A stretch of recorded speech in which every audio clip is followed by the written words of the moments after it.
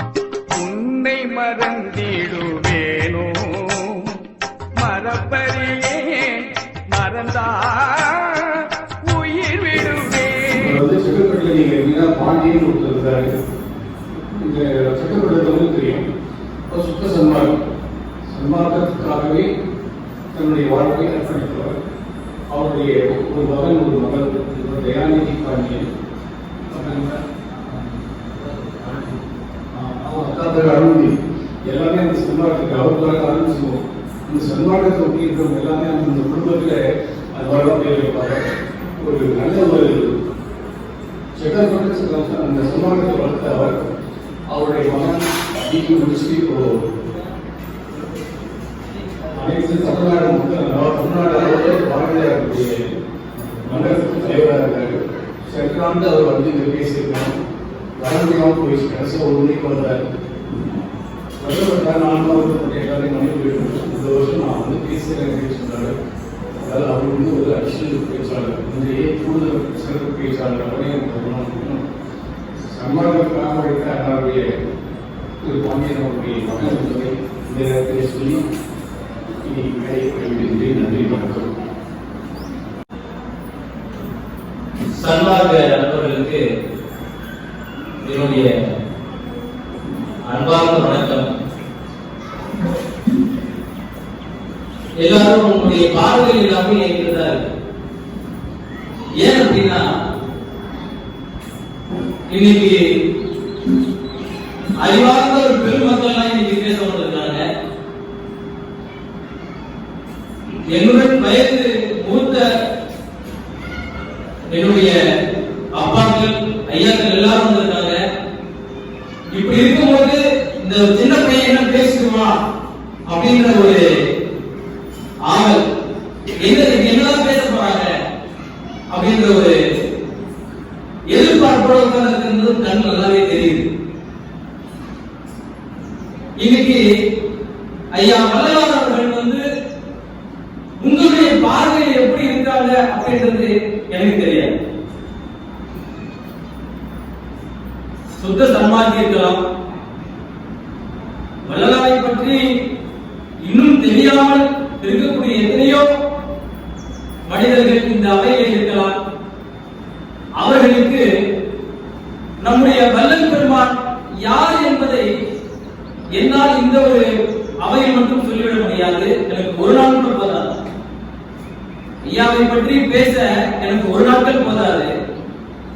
இருந்தாலும் ஏதோ என்னறிவுக்கு எட்டிய ஒரு சில ஐயாவின் பகிர்வை பற்றி பகிர்ந்து கொள்ள நான் ஆவலோடு இருக்கின்றேன்.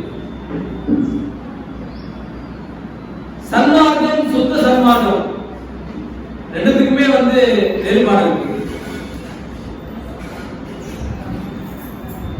என்ன புதுசா பார்க்கலாம்.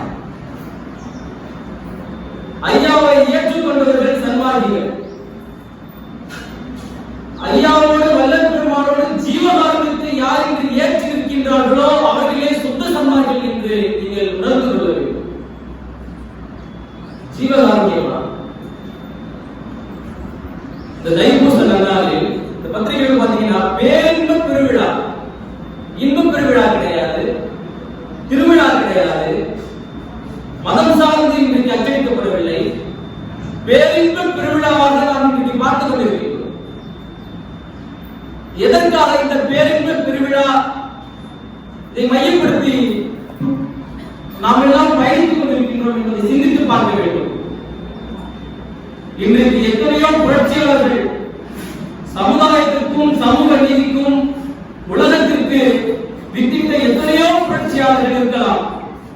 தமிழுக்காக இருக்கலாம், மதத்திற்காக இருக்கலாம், அல்லது சாதியை ஒழிக்க போராடிய போராளிகள் இருக்கலாம், புரட்சியாளர்கள் இருக்கலாம்.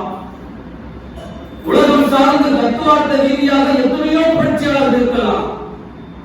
அத்தனை புரட்சியாளர்களையும் ஒன்றிணைத்து ஒரு புரட்சியாளரை பார்க்க முடியும் என்று சொன்னால் அது நம் வள்ளல் பெருமான் என்று கூறினால் அது மிகையாகாது.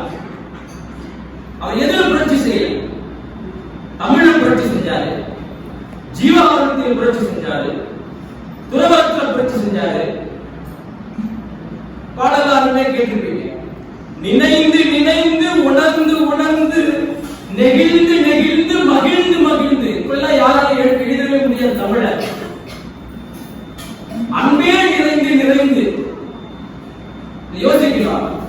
சொல்லாதத்தை இப்படி ஐயா கொண்டு வராங்க புரிதலை நீங்க உணர்ந்து கொள்ளும். தமிழ பஞ்சமா சொல்லுக்கு ஐயாவுக்கு தமிழ பிளவாய் வடிவில் எத்தனையோ படைச்சிருக்கிறாங்க. 6 திருமொழிகள் எழுந்த ஐயாவுக்கு தமிழை வார்த்தையை சேர்க்க தெரியாதா? எதற்காக நினைந்து நினைந்து உணர்ந்து உணர்ந்து நெகிழ்ந்து நெகிழ்ந்து அன்பே மகிழ்ந்து மகிழ்ந்து கொண்டு வந்தாங்க. பாரதியார் பிறந்தாரு, கவிக்காகவும் தமிழுக்காகவும் பாரதி பிறந்தாரு. இப்ப பிறந்தாரு ஐயா ஒளியான 8ஆம் நூற்றாண்டில் பாரதி பிறந்தாரு. ஐயா ஒளியான 5ஆம் நூற்றாண்டில் பெரியார் பிறந்தாரு. இவைகளை கடந்து அத்துணை ஒரு புரட்சியுமே ஒரு மனிதர் செய்திருக்கின்றார் என்று கேட்டால் அதை இந்த 5 திருமுறைகளை அடக்கலாம். ஆனால் இவை எப்பொழுது புரட்சி துறையாக மாறுகின்றார் என்று கேட்டால் இந்த 6ஆம் திருமுறையில் தான். இதை நீங்கள் நன்கு உணர்ந்து கொள்ள வேண்டும். இன்னைக்கு துறவரை துறக்கலாம் அப்படின்னா எல்லாரும் என்ன பண்ணுவோம்?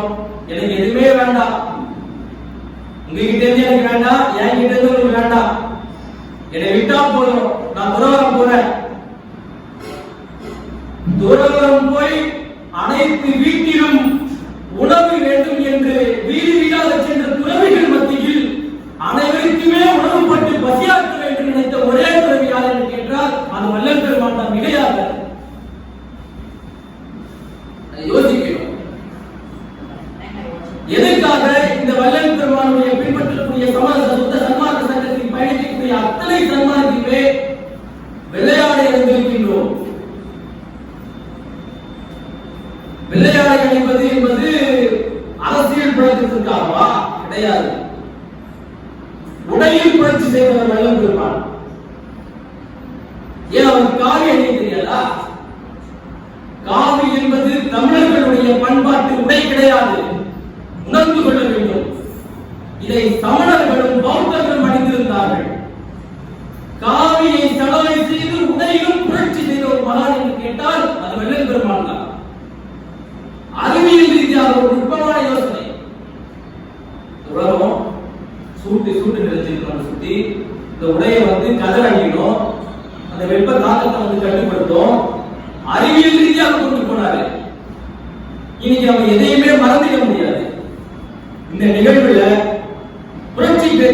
புரட்சி பண்ணாரு நம்ம சொல்றோம். இதுல எத்தனையோ புரட்சிகள் செஞ்சிருக்கலாம். அப்போ மதத்துக்கு எதிரானவரா? ஆமா, மதத்துக்கு எதிரானவரா. சாதிக்கு எதிரானவரா? ஆமா, சாதிக்கு எதிரானவரா. இன்றைக்கு நாத்திகம் பேசுவதற்கெல்லாம் முதன்மை கொள்கையாக இருப்பவர்கள் யார் என்று கேட்டால் அது வள்ளல் பெருமான் தான். நாத்திகம் பேசுவவர்கள் யாராவது சொல்லுவாங்க? யாரு? யாராவது ஒரு பேர்? பெரியார். ஆனா சாதியும் கிடையாது, மதமும் கிடையாது என்று பெரியார் தான் இன்றைக்கு பேசினார் என்று இன்றைக்கு எல்லோர் மனிதனும் பதிவாக இருக்கின்றது. சாதியும் மதமும் சமயமும் பொய்யின் ஆதி உணர்த்தி அருட்பெருஞ்சோதி வள்ளல் பெருமான் எப்ப பிறந்தாரு? 1823 பிறந்த வள்ளல் பெருமான் சொல்றாரு. இதை பெரியாரே ஏற்றுக்கொண்டார் என்று கூறினால் உண்மை, பொய் கிடையாது. நான் சாட்சிகள் ஒரு பதிவு சொல்லட்டுமா? இன்றைக்கு சாதியும் மதத்துக்கும் எதிரான ஒரு பெரியார் சொல்லி நாத்திகவாதி சொல்லி 6ஆம் திருமுறையில் ஐயா சொல்லியிருக்கிறாரு. நாத்திகம் பேசும் நாட்கெல்லாம் உடை நாக்கு என்று 6ஆம் திருமுறையில் எழுதியிருக்கின்றார். ஆனால் அதே பெரியார் சொல்றாரு, நாத்திகம் பேசக்கூடிய அதே பெரியார் குடியரசு என்ற பத்திரிகையில் வள்ளல் பெருமானுடைய 6ஆம் திருமுறையை அவரே வார்த்தை செய்திருக்கின்றார். அப்பொழுது நாத்திகம் என்பது ஆதிக்கத்துவத்துக்கான ஒரு எதிரொலியாக இருக்க வேண்டும். நாத்திகம் என்பது மதத்தில் ஆதிக்கம் செலுத்தக்கூடிய, சாதியின் மீது ஆதிக்கம் செலுத்தக்கூடிய ஒரு விடயம் விஷயத்தை தான் பெரியார் நாத்திகவாதி என்று கூறினார்களே தவிர ஒரு நல்ல விடயங்களை தரக்கூடிய எந்த ஒரு மதமாக மாற்றமாக இருந்தாலும் அதை வரவேற்றார். இல்லை என்றால் அவருடைய 6ஆம் தொகுதியை குடியரசு பத்திரிகையில் அவர் வெளியிட்டிருக்க மாட்டார். நீங்கள் நுட்பமாக யோசிக்க வேண்டிய ஒரு விஷயம்.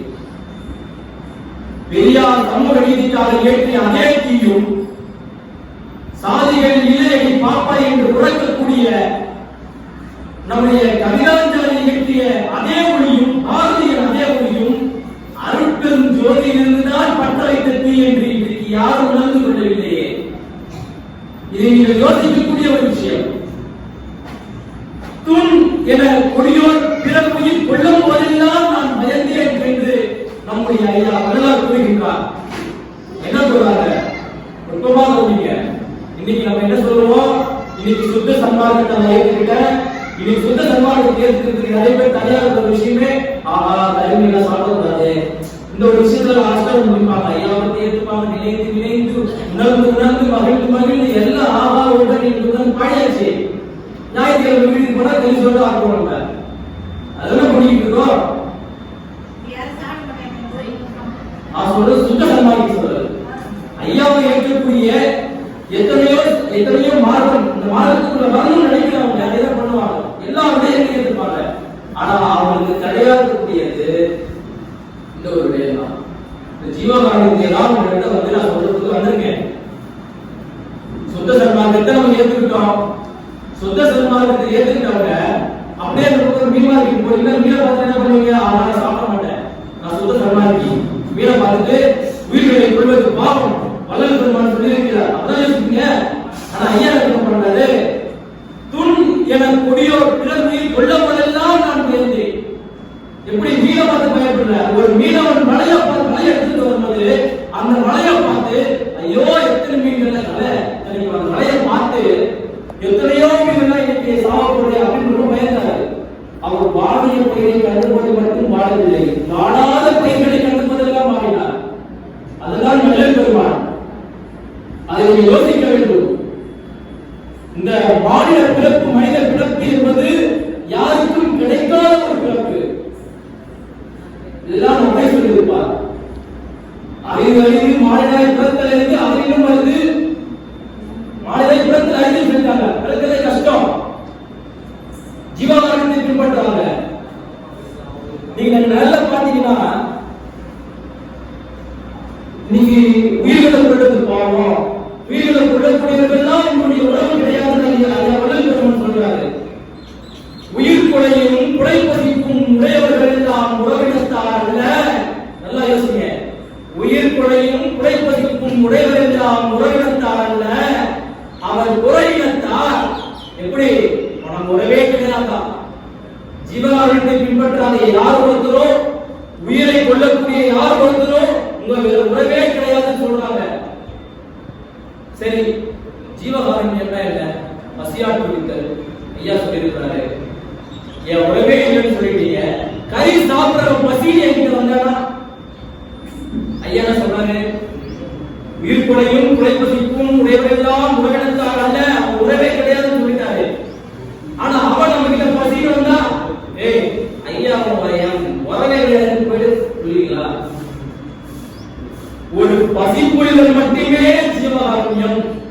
எப்படி உயிர் கொலையும் குறைப்பசிக்கும் உடையவரெல்லாம் உறவினத்தார் அல்ல, அவர் குறையினத்தார். அவர் பசி என்று வரும் பொழுது அவருக்கு ஒரு பசி புரிதல் மாற்றமே ஜீவகாருண்யம் என்று கூறுகின்றார். இந்த மனித பிறப்பானது ஜீவ ஒளியாக்கி ஐயாவின் திருவொளியில் நாம் கலந்த வேண்டும் என்று சிந்தித்துக் கொண்டிருக்கிறோம். நீங்கள் அதை உணர்ந்து கொள்ள வேண்டும். நான் எங்க ஐயாவை சொல்லிட்டார். இந்த பிறப்பு மண்ணாய் பிறந்து மிதிபட்டு, புல்லாய் பிறந்து அலை கொண்டு நசு கொண்டு தேய் கொண்டு, பின்பு பாம்பாய் பிறந்து மிதிபட்டு, பின்பு விலங்காய் பிறந்து வீடின்றி வில்லிருந்து கல்லெறிந்து, பின்பு மாழராய் பிறந்திருக்கின்றோம். திருவாசகத்தில் ஐயா அப்ராணம். அதாவது பாம்பாகி புல்லாகி புழுவாகி மண்ணுச்சமாகி பல படைப்பா சொல்லியிருப்பாரு, பிறப்பில் நான் மத்தியில் சேரவில்லை என்றால் எப்பிறப்பில் நான் சேருவேன். இதுதான் கடைசியான ஒரு பிறப்பு, மனித பிறப்பு தான். அதனாலதான் மனிதத்துவத்தை என்னைக்கும் மேலோக்கி சொல்லிட்டு இருக்காங்க. அப்படிப்பட்ட இந்த இறுதியான இந்த ஒரு படைப்பு, மனித படைப்பை நாம் எந்த அளவுக்கு ஜீவகாரணத்தை பின்பற்றி பிறரிடத்தில் அன்பு காட்டி நாம் பயணிக்க வேண்டும் என்பதை ஐயா கூறியிருக்கிறார். அந்த துறைமுறையாளவங்க ஞானம் அடைஞ்சாங்க, ஜீவசமாதி அடைஞ்சாங்க, ஞானம் அடைஞ்சாங்க, மலைகளில் மாநிலம் போனாங்க, ஞானம் அடைஞ்சாங்க, மண்டபம் கட்டினாங்க, கடலாட்சி மண்டபம் கட்டினாங்க. அப்படியே ஐயா கிடையாது. யான் பெற்ற இன்பம் பெருகை மயக்கம் சொல்லி அவர் ஞானம் அடைஞ்சு அப்படியே போயிடல. ஞானம் அடைவதற்கான அத்தனை வழிகளுமே வள்ளல் பெருமான் சொல்லிட்டு இருக்கிறாங்க. எவ்வளவு பெரிய ஒரு மகானை நீங்க யோசிக்கணும். இவ்வளவு விஷயங்களை பேசுறோம். பாரதிக்கும் பெரியாருக்கும் முன்பே சாதியை ஒழிக்க பிறந்தவர் நம்முடைய ஐயா வள்ளல் பெருமான். இன்னைக்கு ஆணுக்கு பெண்ணும் நீரட கொள்ளா என்று பாரதி சொல்கின்றார். பெண்மைத்துவத்தை உயர்த்தி பிடிக்கின்றார். பெண்ணுக்குள் ஒரு ஆண் சக்தியும் ஆணுக்குள் ஒரு பெண் சக்தியும் இருக்கின்றது என்ற உலக தத்துவத்தின், சீனர்களின் தத்துவத்தின், இயற்கையின் தத்துவத்தை தூக்கி நிறுத்தக்கூடிய ஒரு விடயம். சீனாவில் இந்தியாவும் சொல்லுவாங்க, ஒரு பாசிட்டிவ் ஒரு நெகட்டிவ், ஒரு பாசிட்டிவ் ஒரு நெகட்டிவ் இருக்கும், ஒரு நெகட்டிவ் ஒரு பாசிட்டிவ் இருக்கும். இயற்கை அறிவியல் ரீதியா சொல்லியிருக்கிறாங்க. ஆனா இந்த அன்னைக்கு நம்முடைய வள்ளல் பெருமான் பெண்ணினுள் ஆணும் மானினுள் பெண்ணும் அன்புற வகுத்து அருட்பெருஞ்சோதி சொன்னார். எத்தனை பேர் நீங்க யோசிச்சு இத்தனை பிறப்பெடுத்து நாம் பயந்திருக்கு. அது சொல்றோம், இன்னைக்கு உயிர் கொலையும் கொலை பசிக்கும் உடையவர்கள் எல்லாம் ஐயா சொல்லியிருக்கிறாரு. சரி, இன்னைக்கு உயிர் கருணை கொண்டால் மட்டுமே எல்லா உயிர்களும் தன்னிடத்தில் வயப்படும் என்று சொல்றாங்க. இதெல்லாம் எதுக்கு? மற்ற உயிர்கள் மற்ற இடத்துல ஒரு விலங்குகளோ உயிர்களோ வணங்குவதற்காகவா? கிடையாது. வணங்கி வணங்கி எவன் ஒருவன் வணங்குகின்றானோ அவனே வணக்கத்திற்கு ஆகின்றான் என்று கூறுகின்றார்கள். நீ ஜீவகாரணம் என்ற ஒரு விஷயம் கடை தூக்கி நிற்கணும். என்ன மட்டும்தான் பேரின்ப வீட்டின் திறவு வரை அடைய முடியும். ஐயா சொல்லிட்டு போயிட்டாரே, ஜீவகாரணமே பேரின்ப வீட்டின் திறவுகோள். உயிரிழக்கம் வேணும். பசியில் வரவர்களுக்கு எல்லாம் உங்களால போடுறதெல்லாம் பகிர்ந்து வாழணும். எல்லா உயிர்களும் இன்புற்று வாழ்க என்று கூறிய வள்ளல் பெருந்தகை இன்றைக்கு தூக்கி நிறுத்தக்கூடிய ஒரே மிகச்சிறந்த ஒரு ஆயுதம் ஜீவகாரணியம் தான். இந்த ஜீவகாரணியத்தில் வருடாவரும் நம்முடைய ஐயாவின் தலைமை அவர்களுக்கு இன்னைக்கு துவங்கப்பட்டு சிறப்பாக நடந்து கொண்டிருக்கிறது. வருடம் தைப்பூசம் எல்லாமே இந்த ஜீவ ஆத்மா அருட்பெருஞ்சோதியான ஆண்டவர் இந்த திருவடி அனைவரிடத்திலும் கிடைத்து எல்லா உயிரிடத்திலும் ஓங்கி நிற்க வேண்டும். அதுக்காக தான் நானும் வந்திருக்கிறேன்.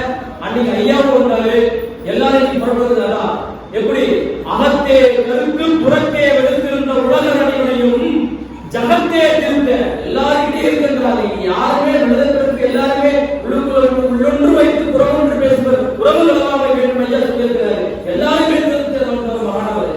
அதனால்தான் அகத்தே கருக்கு புறத்தே வெளுத்திருந்த உலக நடிகளையும் ஜகத்தே திருந்த என்று வள்ளல் பெருமான் கூறுகின்றார். எனவே சன்மார்க்கம் நிலைத்திட்டு ஜீவகாரணியம் உயர்ந்தோங்கி சுத்த சன்மார்க்கத்தை பின்பற்றி அருட்பெருஞ்சோதியின் ஆண்டவனை அடைய என்னுடைய வாழ்க்கையோடு விடைபெறுகிறேன். அருட்பெரும் ஜோதி, அருட்பெரும் ஜோதி, தனிப்பெரும் கருணையை அருட்பெரும்